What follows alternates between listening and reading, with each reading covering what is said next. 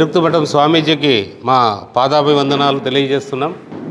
ఏదైతే లింగాయతులకి ఎన్ని సంవత్సరాలంటే ఈ గ్రామం అంతా నాకు తెలిసి లింగాయతులకు సంబంధించిన కొంతమందికే పరిమితంగా ఉండేదేమో.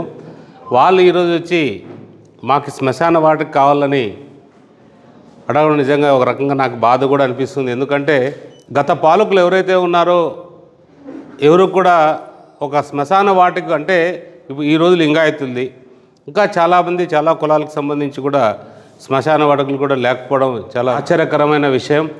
ఏదేమైనా కూడా ఖచ్చితంగా ఏదైతే మన వాళ్ళ పెద్దలు గ్రామ పెద్దలు చెప్పడం ఫలానా చోట విరుక్తి మఠం చేత 10 ఎకరాలు అక్కడ ఉంది, దాంట్లో కొంత కేటాయిస్తే బాగుంటుంది అన్నారు.